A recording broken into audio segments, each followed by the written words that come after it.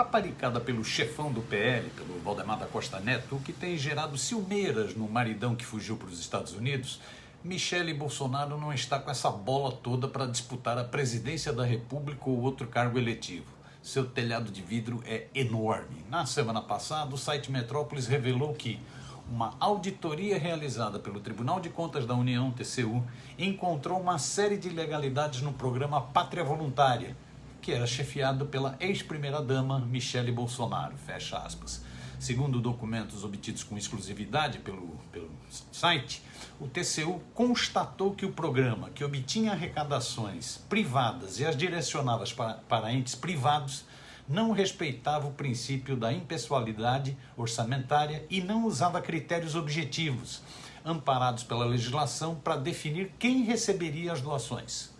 Por considerar que o modelo de gestão adotado era ilegal, o tribunal chegou a indicar, inclusive, que recomendaria a extinção do programa Pátria Voluntária. Fecha aspas. De acordo com o relatório assinado pelo ministro Antônio Anastasia, do TCU, aspas, o programa de voluntariado era uma maneira de agentes públicos promoverem arrecadações para, depois, terem uma ingerência sobre o destino dos recursos privados sem autoridade para isso. Em tese, os recursos eram geridos pela Fundação Banco do Brasil, FBB, mas a auditoria descobriu, porém, que no Conselho de Solidariedade criado na pandemia, o governo Bolsonaro definiu a destinação de algumas das arrecadações. Além disso, o TCU verificou que os beneficiários das doações eram escolhidos pela Casa Civil do governo Bolsonaro. Muito estranho para onde foi essa grana. Embora a arrecadação dos recursos financeiros e sua gestão sejam de competência da FBB, a seleção das entidades beneficiadas era efetuada no âmbito da Casa Civil, escreveu o ministro apontando essa grave ilegalidade.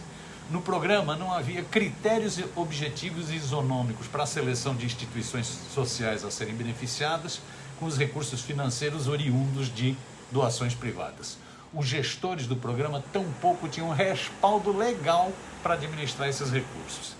Esse não é o único caso escabroso envolvendo a ex-primeira-dama, que já tinha recebido o apelido de Micheque, em alusão àqueles 89 mil reais em cheques que recebeu do miliciano Fabrício Queiroz e que mais recentemente passou a ser chamada também de Miss Sheik, em referência às joias de 16,5 milhões de reais que recebeu da ditadura saudita.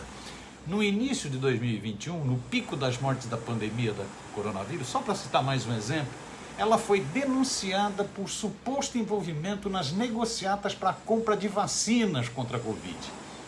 Na ocasião, a revista Veja publicou que, aspas, uma nova leva de mensagens do cabo da PM, Luiz Paulo Dominguete, em poder da CPI da pandemia, insere um novo personagem na nebulosa negociação de vacinas superfaturadas com o governo. Trata-se da primeira-dama Michele Bolsonaro. Esse militar citou o reverendo famoso Hamilton Gomes de Paulo, um lobista da fé, que operava como lobista no Ministério da Saúde e que atuou para aproximar supostos vendedores das vacinas do gabinete presidencial. Aspas, Dominguete comenta assustado sobre os avanços do tal reverendo.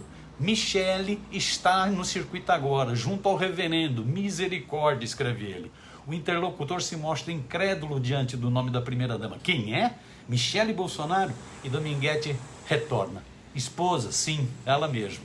O depoimento bombástico faz parte do relatório da CPI do genocídio, que infelizmente já foi em boa parte esquecido, para a sorte da hoje presidenciável ex-primeira-dama.